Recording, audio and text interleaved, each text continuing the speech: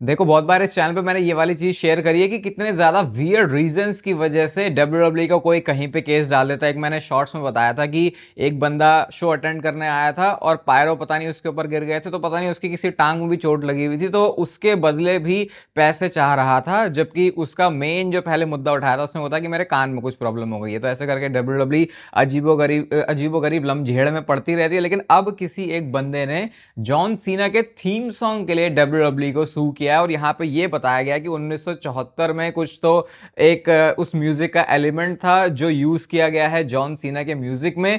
और मैं तो ये सोच रहा हूँ कि भाई ये थोड़ा बंदा देर से नहीं आ गया, क्योंकि अब मतलब इतना सारा टाइम 1974, पहली बात तो आई थिंक अपने बंदा पिताजी के लिए लड़ रहा है, और उसके बाद अब जाके जब जॉन सीना रिटायर भी होने वाले हैं तब जाके इनको याद आया कि अच्छा हमारा भी कुछ ऐसा था, तो लेट्स सी इसके बारे में अब क्या हो सकता है। मे बी शायद थोड़ा जेबें गर्म करने के बारे में कुछ इंटेंशन हो, और कर भी। वैसे डब्ल्यूडब्ल्यू खुद भी ऐसा करती है, क्योंकि जब बात रॉयल्टीज़ की आ जाती है और अपनी प्रॉपर्टी की आ जाती है, अपनी आईपी की आ जाती है, तो फिर हर कोई बंदा सवाल उठा सकता है। लेकिन बहुत वियर्ड टाइम है कि अब जॉन सीना रिटायर होने में उसको 10 दिन से भी कम बचे हैं, और अब जाके ऐसा कोई जो मुद्दा है उसको उठाया गया है। बाकी जॉन सीना आजकल इंस्टाग्राम में देखो बहुत बहुत ज़्यादा ही एक्टिव रह रहे हैं। अभी उन्होंने ये वाले इंस्टाग्राम पे पोस्ट किया जहाँ पे लिखा है दी एंड।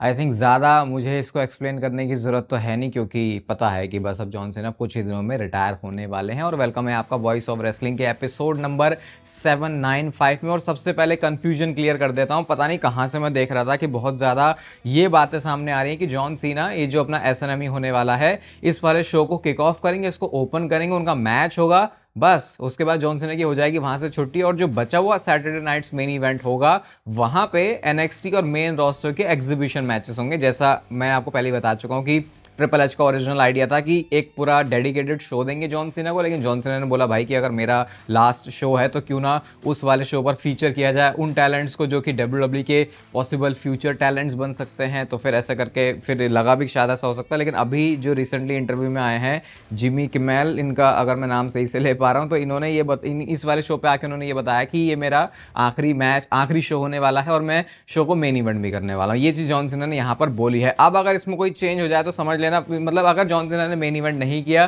तो इसका जो सारा ब्लेम है आप वो जॉन सीना के सिर ही फोड़ सकते हो, क्योंकि कोई ऐसा बंदा नहीं है जो कि जॉन सीना को ये बोल दे कि भाई आपका लास्ट शो है और आप मेन इवेंट नहीं करोगे। क्योंकि हमेशा से ही डब्ल्यूडब्ल्यूई में मेन इवेंट करने को लेके थोड़ी ज़्यादा तवज्जो दी जाती है। हालांकि बोल सकते हो कि रिसेंट टाइम में वो जो चीज़ है वो काफ़ी हद तक चेंज भी हो चुकी है। आपको डब्ल्यूडब्ल्यूई के एक पॉपुलर ग्रीन टी शर्ट गाय के बारे में पता होगा, जो कि आपको ज़्यादातर शोज़ पर, ऑलमोस्ट सारे ही शोज़ पर रिंग साइड पर सबसे आगे बैठा हुआ दिखता है। फिर लोग बोलते हैं भाई इस बंदे के पास क्या पैसे हैं, क्या इसने डब्ल्यूडब्ल्यूई को सू करके रखा हुआ है, या फिर ये डब्ल्यूडब्ल्यूई के ऊपर केस कर सकता था, लेकिन उस केस से बचने के लिए डब्ल्यूडब्ल्यूई ने ये प्रॉमिस किया कि हम तुमको सारे शोज़ पर लेके आएंगे, या फिर इसका कोई कनेक्शन है। इन सारे रूमर्स को आज फाइनली मैं आपके लिए खत्म कर सकता हूं, क्योंकि निक खान आए थे लोगन पॉल के पॉडकास्ट में, और यहां पे आके उन्होंने बताया कि ये बंदा कैसे सारे शोज पर आ जाता है रिंग साइड में। और उन्होंने क्लियर किया देखो इस बंदे का हमारे से कोई लेना देना नहीं, या फिर हमने इसको कोई एक्सेस नहीं दी है। वो बताते हैं कि ऑन लोकेशन करके कुछ तो एक कंपनी है जो कि थोड़ा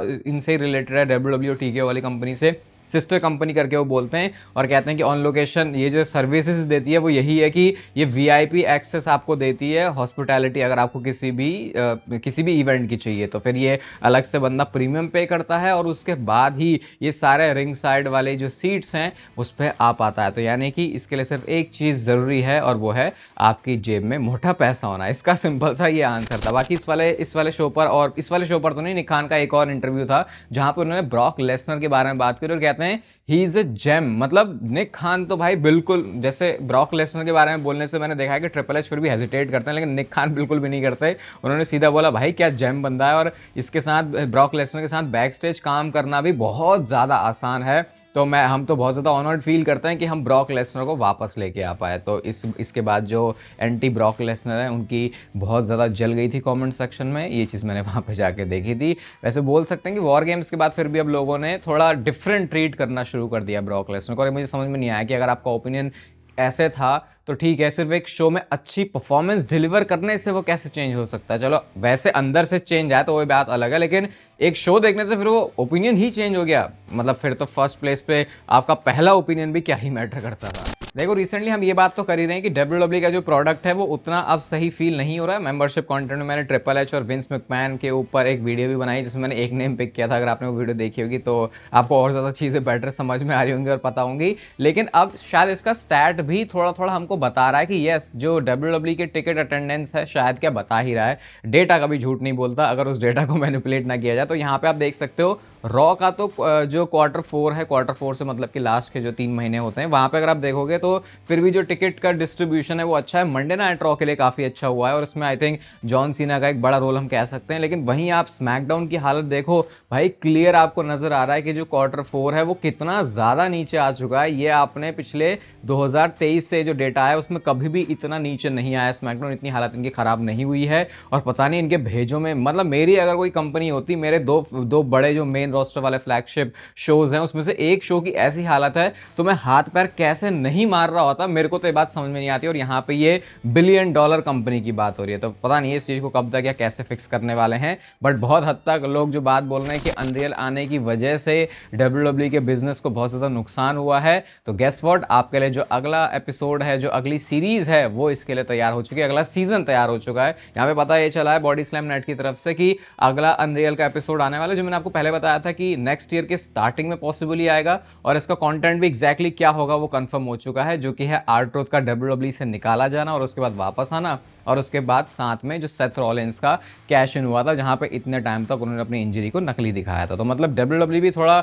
ऐसे बोल सकते हो कि हैंड पिक करती है उन वाली स्टोरी को जिसमें उनको लगता है कि हाँ ये अनरियल के हिसाब से बेस्ट जा सकते हैं, क्योंकि वैसे R-Truth को कितना ही भाव मिल रहा है वो हमने देख लिया। लेकिन क्योंकि उस पॉइंट पे लोगों ने बहुत ज़्यादा R-Truth को लेके बातें बोलनी शुरू कर दी, इसको वापस लेके आओ, तो वो भी ठीक है। आई थिंक अब लेके आ रहे हो तो मतलब ठीक है। मैं पर्सनली बोलूँ तो कुछ मेरे को अनरियल की अच्छी बातें भी लगती है, कुछ बुरी बातें भी लगती हैं। अभी पूरा उसके ऊपर ओपिनियन फॉर्म करने के लिए आई थिंक एक वीडियो बनानी पड़ेगी, बट फिर भी ठीक है। अनरियल वाला कंटेंट वो थोड़ी हमको चीज़ों की एक्सेस दे सकता है जो कि इतने सालों तक हमको मिली नहीं। बट उसका डिसएडवांटेज भी है कि बहुत सारी ऐसी चीज़ें होती हैं जो कि शायद इस बिजनेस के अंदर प्रोटेक्टेड रहनी चाहिए थी। अब मैं आपको बताने वाला हूं कि अगले साल की रॉयल रंबल जो कि सऊदी अरेबिया से होने वाली है, उसमें या तो रोमन रेंस उस मैच को जीतने वाले हैं या फिर ब्रॉन ब्रेकर उस मैच को जीतने वाले हैं, बिल्कुल डिटेल में और अच्छे से। सबसे पहले तो मैं आपको ऑड्स दिखा देता हूं। यहाँ पे आप ऑड्स में लिस्ट देख सकते हो। नंबर 5 पर गुंथर है, नंबर 4 पर रैंडी ओर्टन है, नंबर 3 पर सेथ रॉलिंस हैं जो कि अभी WWE में है भी नहीं, मतलब इंजरी की वजह से। नंबर 2 पर नाम है ब्रॉन ब्रेकर का और नंबर 1 पर है रोमन रेंस। तो ये तो आपने देखी रॉयल रंबल की लिस्ट। अब आप जरा ये वाली लिस्ट भी देखो, क्योंकि बहुत सारे लोगों को ऐसा लगता है कि जो बंदा जिम जा रहा है सिर्फ उसी को प्रोटीन की ज़रूरत है। भाई आप अपनी जो स्किन की बात करते हो, अपने जो हेयर की बात करते हो, आप अपनी डेली जो फंक्शनिंग की बात करते हो, उसमें प्रोटीन इनटेक ही फिक्स करने से आपका आधा काम कितना आसान हो जाता है, वो बात आपको सिर्फ तभी पता चलेगी जब आपका जो प्रोटीन इनटेक है वो सही होगा। यहाँ पे लोग अपनी डेली डाइट के साथ ही इतना मामला उधर उधर करते रहते हैं, तो भाई फिर प्रोटीन की तो क्या ही बात। इसीलिए हो सकता है कि आप दिन में वीक फील करते हो, मोटिवेटेड फील नहीं करते, कभी लगता है कि एनर्जी है, कभी एकदम से आपको क्रैश आउट हो जाता है, आपका बर्न आउट हो जाता है। तो ऐसी चीज़ें अगर आप अपना प्रोटीन फिक्स करते हो तो बहुत हद तक फिक्स हो जाती है। पर्सनली पिछले 1 साल में ये चीज़ मैंने अपने अंदर फील करी है। और जैसे कि मैं आपको बोलता हूं कि अगर आप प्रोटीन सप्लीमेंट में इन्वेस्ट कर रहे हो तो उसके लिए बेस्ट होना चाहिए क्या कि आप उसके सर्टिफिकेशन और कितना ज़्यादा उसे टेस्ट किया गया है। इसलिए मेरी तो रिकमेंडेशन देखो आपके लिए रहेगी नेचुरल टीन। इसके ऊपर अगर आप R-Panth वाला कोड यूज़ कर लेते हो तो आपको अच्छा खासा डिस्काउंट मिल जाएगा। और जिम जाना, वर्कआउट करना, ट्रेनिंग करना वो एक प्लस आपका हो जाता है, क्योंकि आपकी उससे मसल बिल्ड भी होगी। लेकिन बहुत सारे लोगों का मसल बिल्डिंग गोल रहता नहीं है, लेकिन फिर भी अपने डेली लाइफस्टाइल को अच्छा करने के लिए, अपनी लाइफ का स्टैंडर्ड बढ़ाने के लिए, जैसे आप लाइफ जीतो उसके लिए प्रोटीन इनटेक आपका फिक्स करना जरूरी है। तो लिंक आपको डिस्क्रिप्शन और पिन कमेंट दोनों में ही मिल जाएगा। खुद मैंने अपने ऊपर इसको ट्राई किया, रिजल्ट देखे हैं, सिर्फ इसीलिए आपको बता रहा हूं। तो हम बात कर रहे हैं रॉयल रंबल की। तो भाई देखो, अभी मैंने आपको कल वाली वीडियो में बताया था कि रोमन रेंस की पूरी एक स्टोरी कैसे हो सकती है कि वो रॉयल रंबल जीते और रॉयल रंबल जीतने के बाद फिर वो अनडिस्प्यूटेड चैंपियनशिप के लिए जाएं। बट अभी रेसल वोट्स, जिसको आप कह सकते हो कि ये अभी सारी डर्ट शीट्स हैं उसमें से रिलायबल सोर्सेज में से है, तो उन्होंने ये बोला है कि WWE के क्रिएटिव लोगों में इस समय जिस नेम को सबसे आगे रखा जा रहा है इस मैच को जीतने के लिए, वो बंदा कोई और नहीं बल्कि विजन का एक राइजिंग सुपरस्टार है जिसका नाम है ब्रॉन ब्रेकर। और अगर आप देखोगे भी तो स्टोरी कुछ ऐसी बन रही है कि ब्रॉन ब्रेकर और CM पंक के बीच में पंगे चल रहे हैं। अब इनका वर्ल्ड चैंपियनशिप के लिए मैच होने वाला है, उस मैच में क्या होगा क्या नहीं होगा वो उस पॉइंट का सब्जेक्ट है, मैं भी इस पर प्रेडिक्शन कुछ करेंगे। बट रॉयल रंबल जीत के ये हमने देखा है, किसी भी सुपरस्टार को WWE आगे बढ़ाना चाहती है तो वो रॉयल रंबल पहले मैच पहले जीतता है। और उसके बाद फिर वो शो को हेडलाइन करता है। और यहाँ इस सेंस में वो चीज़ समझ में आ रही है, ब्रॉन ब्रेकर का रॉयल रंबल जीतना और उसके बाद वर्ल्ड हैवीवेट चैंपियनशिप के लिए सीएम पंक को रेसलमेनिया में चैलेंज करने का। मैंने ऐसा क्यों बोला कि या तो रोमन रेंस या फिर ब्रॉन ब्रेकर, इन दोनों में से ही कोई सुपरस्टार होने वाला है। एक चीज रोमन रेंस के अगर आप नजरिए से देखोगे कि अगर वो रॉयल रंबल जीते हैं तो डब्ल्यूडब्ल्यू को रॉयल रंबल में वो हेडलाइन मिलेगी जो कि शायद पिछले कुछ सालों में मिसिंग रही है। जैसे अगर आप पिछले साल की बात कर लो, उससे पहले नहीं जाएंगे, जे उसने रॉयल रंबल जीती तो लोगों को रॉयल रंबल फीकी लगी क्योंकि उनके लिए वो बिग इनफ नेम नहीं था। तो हर बार जब भी एक बड़ा सुपरस्टार रॉयल रंबल जीतता है तो उसके बाद रोड टू रेसलमेनिया के लिए फैंस बहुत ज्यादा उस पूरे रोड पर ही हाइप रहते हैं कि भाई अच्छा ऐसे कोई बड़ा सुपरस्टार जीता है, रोमन जीता है, या फिर आप किसी पुराने और सुपरस्टार को लेके आ सकते हो। और वैसे भी रोमन रेंस की स्टोरी भी यहाँ पे फिट हो रही है क्योंकि अब उनको चैंपियनशिप के पीछे भागना है। और अगर किसी नए टैलेंट की बात हो रही है तो फिर वो दूसरा नाम कोई हो ही नहीं सकता क्योंकि वो नाम सिर्फ और सिर्फ ब्रॉन ब्रेकर ही है। तो आई थिंक बहुत हद तक क्लियर है। लेट्स सी डब्ल्यूडब्ल्यू की इन दोनों सुपरस्टार्स की जंग में किसको वो आगे लेके जाते हैं। मेरे ख्याल से तो देखो दोनों ही नाम सही है। बड़े आपको हेडलाइन बनानी है तो उसके लिए रोमन रेंस, और अगर ब्रॉन ब्रेकर को आप फ्यूचर के लिए ग्रूम करना चाहते हो तो रॉयल रंबल जितवाना फैंस की नज़रों में उनको ऐसे एस्टैब्लिश कर सकता है कि हाँ भैया इस बंदे में दम है और इस बंदे में बात है। सिमिलर जैसा हमने ड्रू मैकिंटायर के लिए भी देखा था। लोगन पॉल के पॉडकास्ट के हम लोग बात कर रहे थे इम्पल्सिव, तो यहाँ पे उन्होंने इस चीज़ को कंफर्म कर दिया है कि वो विजन का परमानेंट पार्ट बन चुके हैं। उन्होंने बोला कि आई गेस हाँ मैं विजन में ही हूँ अब, और वो ये भी कहते हैं कि हम जो है काफ़ी साथ में, उनका जो बोला कि मेरे को बहुत बढ़िया फिट लगा, ये कहते हैं कि सिर्फ टीवी पे जो आप देखते हो वो नहीं, बैक स्टेज भी। और ऊपर से कहते हैं कि अगर पॉल हेमन इसमें इन्वॉल्व है और पॉल हेमन की शरण में मुझे आने का मौका मिल रहा है तो इस चीज़ के लिए वो बहुत ज़्यादा ब्लेस्ड भी, और कहते हैं कि हाँ भैया ठीक है मैं तो विजन के साथ ही रहना चाहूँगा और टिकना चाहूँगा। और वैसे देखा भी जाए तो विजन के साथ रह के वो एक जो हम लिमिटेशन बोल रहे थे लोगन पॉल की कि भाई वो सिर्फ कॉकी बिहेव करता है, उल्टा सीधा बोलता है, कुछ ज़्यादा वेरिएशन नहीं उनके अंदर आ रही थी। मैंने बोला था कि काफ़ी ज़्यादा ऐसा लग रहा है कि चीज़ों को रिपीट कर रहे हैं लोगन पॉल, तो वो वाली चीज़ भी वो एलिमिनेट कर सकते हैं जो कि ऑब्वियसली उनके डब्ल्यूडब्ल्यू के कैरेक्टर के लिए एक अच्छी बात है।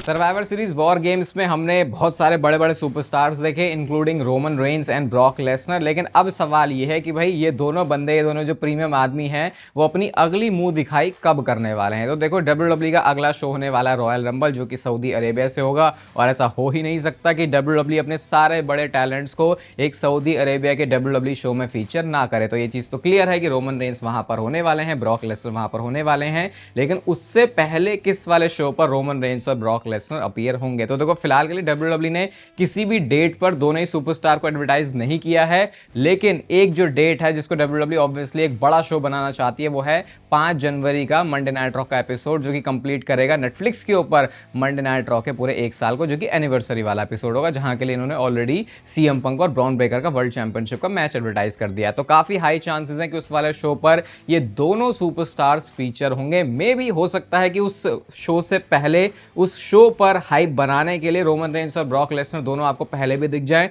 लेकिन अगर उतना नहीं तो मंडे नाइट रॉ का जो एपिसोड है वहां पे तो आप थोड़ा रिलैक्स हो सकते हो कि ये जो दोनों सुपरस्टार्स है वो आपको दिखेंगे। और शायद अगर रोमन रेंस के केस में बात करें तो आपको दिख सकता है कि वो जो है अपनी रॉयल रंबल की एंट्री जो है उसको डिक्लेयर भी कर दे, क्योंकि डब्ल्यूडब्ल्यू रॉयल रंबल से कुछ हफ्तों पहले ये जो सुपरस्टार्स का डिक्लेयर करना है अपनी एंट्री उसको भी शुरू कर देती है। तो फिर अगर आपको रोमन रेंस और ब्रॉक लेसनर को देखना है तो अभी आपके लिए जो आगे की टाइमलाइन है वो कुछ ऐसे रहने वाली है। लेकिन सबसे बड़ा इस समय डब्ल्यूडब्ल्यू में जो बर्निंग क्वेश्चन है वो यही है कि वो मास्क पहने हुए बंदा कौन था, और क्या डब्ल्यूडब्ल्यू ने खुद ही लीक कर दिया है। बड़ी इंटरेस्टिंग चीज मुझे यहाँ पे लगी, क्यों इंटरेस्टिंग लगी वो भी एक्सप्लेन करूंगा। सबसे पहले तो एक दूसरा एंगल डब्ल्यूडब्ल्यू यहाँ पे लेके आती है। इस दूसरे एंगल में ये जो मिस्ट्री अटैकर है वो भागता हुआ नजर आ रहा है, और एक शॉट आता है जहां पे ये बंदा पूरा उस कैमरा में ही देख रहा है जहां से इसे रिकॉर्ड किया गया। वीडियो में ये जो फोटो यूज करी है इसमें लोगों ने फिर जूम कर करके इसको कंपेयर करना शुरू किया है कि ये बंदा कौन हो सकता है। और लोगों ने जो मैचेस निकाले हैं वो है ऑस्टिन थ्योरी के साथ, क्योंकि यहाँ पे बोला जा रहा है कि ऑस्टिन थ्योरी की ग्रीन आई है लेकिन इस बंदे की ब्लू आईज है। अब आपको लग रहा होगा इसमें मैच कहां से बना, तो फिर लोग ये बोल रहे हैं भाई लाइटिंग का भी काफी डिफरेंस होता है, तो वो जो आंखें हैं वो हरी ही हैं लेकिन वो नजर नहीं आ रही। बट